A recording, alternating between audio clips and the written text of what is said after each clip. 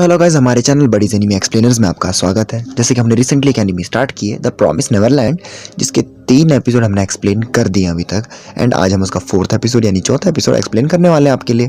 तो अभी जब चौथा हम एक्सप्लोर करने वाले हैं, उससे पहले ज़रा थर्ड की एंडिंग के बारे में बात करते हैं, फिर हम स्मूथली चौथे की तरफ बढ़ जाएंगे। तो थर्ड एपिसोड की एंडिंग में हमने देखा था कि इनके पास पहले ही बड़ी क्या कम मुसीबतें थी कि अब इनको पता चलता है, जिसमें कि इनके बीच में एक ट्रेटर है। यानी मतलब इनके ऊपर नज़र रखने के लिए इनकी मॉम ने किसको लाया था? सिर्फ क्रोना को। लेकिन वो भी अब इनके ऊपर नज़र नहीं रख रही, जिसकी वजह से अब क्या है, इन्होंने एक अजम्पशन बनाई है कि क्यों नहीं नज़र रख रही। सबसे ईजी वे क्यों होगा अगर वो नज़र नहीं रख पा रही है हम पे?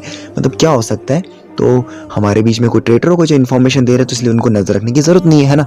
उसी सस्पेंस के साथ पहला एपिसोड हमारा, मतलब थर्ड एपिसोड जो है वो हमारा समाप्त हो गया था। तो अब हम बढ़ते हैं सीधा हमारे एपिसोड नंबर 4 की तरफ, जिसमें हम देखते हैं कि जो हमारा नॉर्मन है वो एक पोटली जैसी उसने कुछ बनाई है एंड उस पोटली को अपने बेड के नीचे डाल रहा है। अब क्या है उसमें, क्या है, कुछ नहीं पता है, आगे जाके ही पता चलेगा।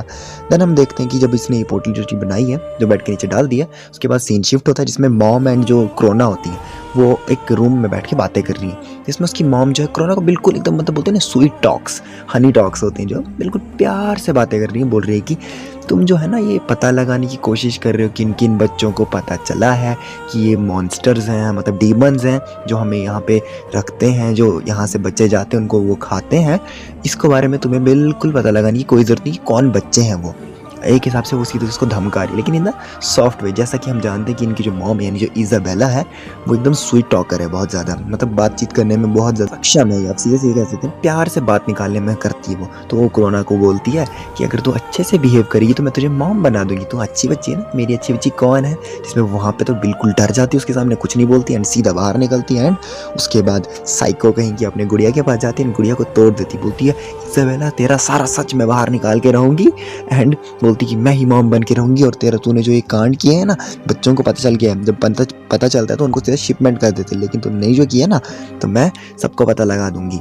तो ऐसा वहाँ पे बोल के सीन शिफ्ट होता है। जैसे सीन शिफ्ट हुआ हम देखते हैं एमा, नॉर्मन, रे बातें कर रहे हैं कि हमें क्या करना है, अब सभी बच्चों के साथ टैग खेलनी है टीम में। लेकिन क्यों टीम में खेलनी? देखो अब ये भागेंगे जब, तो हर बच्चे में उतनी कैपेसिटी नहीं, और यही है सबसे बड़े, और सबसे बड़े भी कितने 11 साल के होते, कोई 15 16 17 18 तो मानता भी, सबसे बड़े कितने 11 साल के।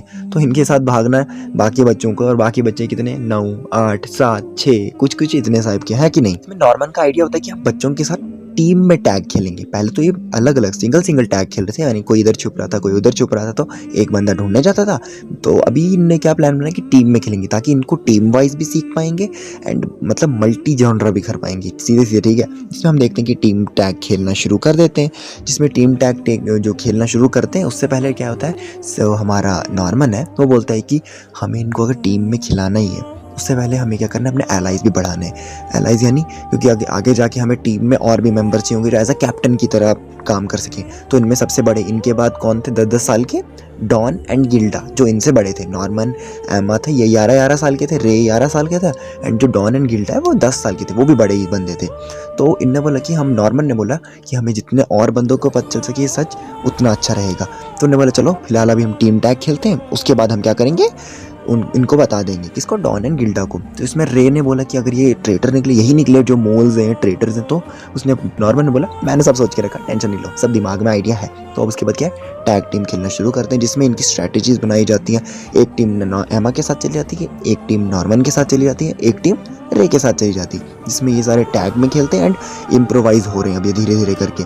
जिसमें बाकी सारे आते हैं, खेलते हैं। जो बच्चा होता है फिल, एक बच्चा और होता है, छोटा बच्चा होता है 6 साल का कि 5.5 का होता है, फिल होता है उसका नाम। वो बहुत ज़्यादा होशियार भी होता है एंड वो एमा को बहुत ज़्यादा मानता भी है, ऐसा क्या कहते हैं, बिग सिस्टर के नाम पे बहुत मानता भी है। वो सबसे एंड पे भी पकड़ा जाता है जब टैग टीम में। इसके बारे में इसलिए बता रहा हूँ क्योंकि आपको इसके आगे इंपॉर्टेंस के बारे में बाद में पता चलेगा। ऐसे इसमें बहुत सारे बच्चे, लेकिन बहुत कम है जिनकी इंपॉर्टेंस के बारे में आगे पता चलेगा, ठीक है। तो फिल के बारे में मैंने इसलिए बताया, तो ठीक है। जब वहाँ पे ऐसा ये गेम ख़त्म करते हैं, उसके बाद वहाँ पे सारे बात करते हैं कि अच्छा, तो वहाँ पे जो रे है हमारा, वो एमा को बोलता है कि फिल को जानती है। वो बोलती क्यों, क्या हुआ? बोलते हैं कि फिल ने हमें सबसे ज़्यादा स्कोर किया था। कितना स्कोर किया था? एमा बोलती कुछ 206, बोलते वो सबसे ज़्यादा स्कोर है, हमारे बाद अगर कोई सबसे ज़्यादा स्कोर किया है वो फिल ही है। जिसमें एमा शक बोलती क्या, और बोलते हैं जब सिस्टर कोरोना के साथ हम टैग टीम खेल रहे थे, एमा ये नॉर्मन एंड मैं तो लास्ट पे पकड़े गए थे, लेकिन हमसे पहले मतलब सेकंड लास्ट टाइम पे जो पकड़ा गया था वो फिल था। मतलब तुमसे भी पहले फिल पकड़ा गया, तुमसे बाद में फिल पकड़ा गया था, यानी बहुत ज़्यादा होशियार है। जिसमें एमा बोलती है कहीं फिल तो ट्रेटर नहीं, बोलती है सर दर्द हो रहा है, बोलती है क्या ये ट्रेटर है या नहीं है। जिसमें जो रे बोलता है तुम हर किसी पे शक करना तो बंद करो कि तभी तो तुम ठीक से सोच पाओगी है कि नहीं। इस टाइम पे नॉर्मन बोलता है कि चलो ठीक है, अब ये तो टैग हो गया, सब कुछ हो गया, डॉन एंड गिल्डा को भी हम बोल देंगे, हम 10 दिन में यहाँ से भागने की कोशिश करेंगे, 10 दिन में रोप भी बन जाएगी, हम भागने की कोशिश भी करेंगे, टैग टीम भी हो गया। तो उसको बोलता है कि ट्रांसमीटर का क्या हुआ है, तुम ट्रांसमीटर को कितने दिन में कर पाओगे? तो वो बोलते 10 दिन में, ये बोलता है ओके 10 दिन हमारे अपने, ठीक है हम 10 दिन में ही भागेंगे। जिसमें रे बोलता है ये पागल है क्या, 10 दिन में कैसे भाग सकते हैं, हमें 2 महीना है हमारे पास, 2 महीना नहीं मतलब 1.5 महीना बचा है, क्योंकि कॉनी जब गई थी अभी से 15 दिन पहले उसका शिपमेंट हुआ था, और हर 2 महीने में शिपमेंट होता है, यानी हमारे पास 1.5 महीना यानी 45 डेज, हम 10 दिन में क्यों भाग रहे हैं। जिसमें नॉर्मन बोलता है यही तो हमारा आइडिया है, मॉम को लग रहा है कि हम 2 महीने हमारे पास है, हम देर से भाग सकते हैं, लेकिन हम 10 दिन में अगर भागेंगे तो प्लान हमारे पास बढ़िया है। तो ये ऐसा बोलता है, किसको, रे के सामने ऐसा बोलता है। जिसमें रे पहले तो कुछ नहीं बोलता, लेकिन फिर बाद में बोलते हैं चलो ठीक है अब तुम बोल रहे हो तो ठीक है। बाद हम देखते हैं कि जो नॉर्मन एंड रे है ये डॉन को लेके इधर एक जगह आए हैं, लाइब्रेरी टाइप है या सीधा सीधा मीटिंग रूम इनका। एंड जो एमा है वो किसको, वो गिल्डा को लेके वहाँ आते हैं, एंड वो उनको सब सच बता देते हैं कि क्या क्या हुआ है, लेकिन इन अ डिफरेंट वे। वो उनको ये नहीं बताते हैं कि हमने क्या, कि यहाँ से जो बच्चे बाहर जा रहे हैं उनको खाया जा रहा है डीमन के हाथों, वो सीधा बताते हैं कि ट्रैफिकिंग हो रही है, चाइल्ड ट्रैफिकिंग। जिसमें वो भी क्या है समझने लायक रहेंगे, एंड वो बोलते हैं कि मॉम जो है वही करवा रही है चाइल्ड ट्रैफिकिंग। जिसमें जो गिल्डा है वो कुछ नहीं बोलती, वो शांत रहती है। गिल्डा के ऊपर मुझे स्टार्टिंग से शक है, एंड वो बहुत मिस्टीरियस तरीके से एमा को देख रही तो वो चुप रहती है। लेकिन जो डॉन होता है वो उस टाइम पे बोलता है कि क्या मॉम मदद करी, इसमें हो ही नहीं सकता, वो फनी करने बोलता है तुम प्रैंक कर रहे हैं ना। जिसमें गिल्डा बोलती है नहीं डॉन, मैं भी बहुत टाइम से देख रही हूँ, एमा जिस दिन से गई है टेडी बियर लेके कॉनी का देने के लिए, किधर, गेट के पास, और वहाँ से हमारा रूल है अगर हम गेट के पास जाते हैं हमें मॉम को आके सच बताना होता है। इनने सच नहीं बताया, एमा तब से बहुत ज़्यादा डिप्रेस्ड है। मैं हर दिन एमा को देखती थी और मैं नोटिस करती थी, पूछने की मैं कोशिश करती थी कि एमा आखिर तुम ऐसी क्यों कर रही हो, लेकिन मेरे में इतनी हिम्मत नहीं आ पाती थी कि मैं पूछ सकूं। तो जिसमें लास्ट में ये मान जाते हैं, ये बोलते हैं कि चलो अच्छा ठीक है। उसके बाद ही जो हमारा जो क्या नाम है नॉर्मन है, वो उनको किनको, गिल्डा एंड डॉन को क्या दिखाता है, स्कोर्स इनके हर एग्जाम के स्कोर। जिसमें पता चलता है कि जो कॉनी है उसके कम स्कोर आए थे, वो 6 साल के ऊपर की थी। उससे पहले हान एंड वो जो भी बच्चे जो भी शिपमेंट हुए हैं उनके भी स्कोर दिखाते हैं, उनके भी कम स्कोर थे, वो 6 साल से कम के थे। यानी जिनके ज़्यादा स्कोर है उनको सबसे ज़्यादा उम्र तक रखा जाता है, एंड जिनके कम स्कोर है उन 6 से 6 साल के होते हैं उनको शिपमेंट कर दिया जाता है।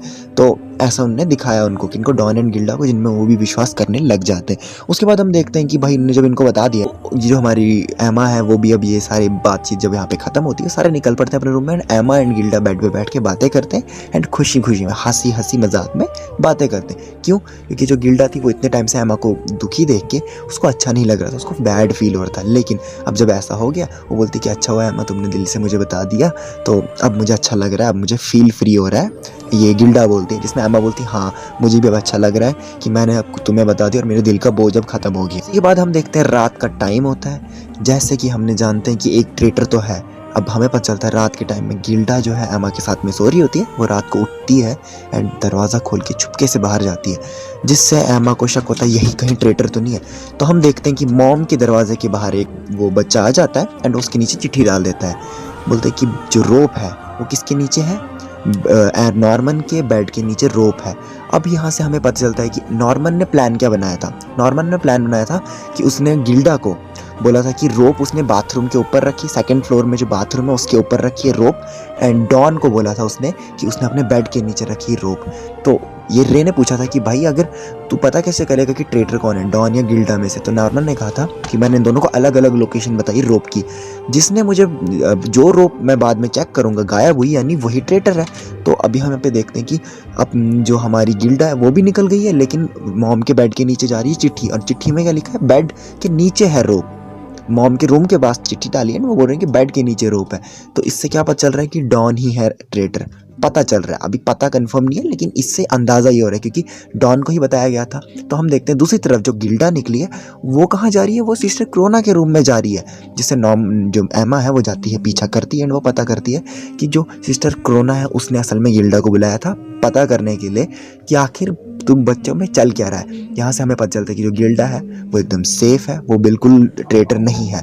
एंड जब हम वहाँ पे देखते हैं गिल्डा और क्रोना के बीच में क्या कॉन्वर्सेशन हो रही है, क्रोना बोलती है कि एमा, नॉर्मन एंड रे को पता है, उनके अलावा और किस किस को पता है इसके बारे में। एंड गिल्डा वहाँ पे बिल्कुल हिम्मत के साथ बोलती है मुझे कुछ नहीं पता है, मुझे जाने दो। जैसे वो जाती है एमा उसको गले लगा लेती है, बोलती है कि तुमने बहुत अच्छा किया। एंड वो भी रोने लग जाती है, बोलती है मैं क्या करूँ, मुझे समझ नहीं आ रहा है। एंड सारे सिचुएशन हैंडल हो जाती है। फिर उसके बाद हम देखते हैं नेक्स्ट डे होता है, जिसमें हमारा जो नॉर्मन एंड रे है वो कपड़े धो रहे हैं, बाकी सारे बच्चे भी काम कर रहे हैं। नॉर्मन एंड रे जो है बात कर रहे हैं कि यार जो ट्रेटर होगा वो ट्रेड क्यों कर रहा होगा हमारे साथ, हमको धोखा क्यों दे रहा होगा। नॉर्मन का ही सवाल है, जिसमें जो हमारा रे है वो बोलता है कि भाई ऑब्वियसली क्या पता उसको ट्रेटर को कोई फ़ायदा ही मिल रहा होगा। नॉर्मन बोलता है कैसा टाइप का फ़ायदा हो सकता है, जिसमें रे बोलता है कि हाँ फ़ायदा इन द सेंस क्या पता उसको जीने का मौका मिल जाए। बाकियों को तो वैसे भी 11-12 साल की उम्र तक ही पाला जाता है एंड उसके बाद खाने के लिए मतलब सीधा कटवाने के लिए भेज दिया जाता है, यानी तवे में सर्व होने के लिए। तो मे बी जो ट्रेटर होगा उसको सीधा बोला जाता होगा कि भाई तू सीधा बच जाएगा, तुझे मतलब कटवाया वटवाया नहीं जाएगा। जिसमें नॉर्मन जो है बोलता है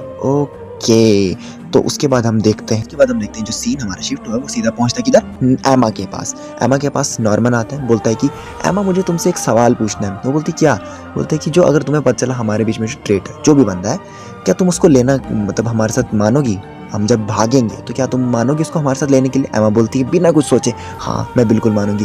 तो नॉर्मन बोलता है वो तो ट्रेटर है, उसने हमें धोखा दिया है, उसको सब पता था लेकिन फिर भी धोखा दे रहा है, तो तुम सच में मान जाओगी। इसमें एमा बोलती है भले वो ट्रेटर है, वो हमारे साथ ही रहता था, उसकी भी कुछ वजह होगी बोलने की, है कि नहीं। और दूसरी बात, अगर हम भाग गए तो अब लास्ट पे अगर वो इधर रहेगा, क्योंकि हम तो भाग जाएंगे, वही इधर फंसा रह जाएगा एंड उसी को शिपमेंट कर देंगे। मैं नहीं चाहती हमारा कोई और ब्रदर मरे।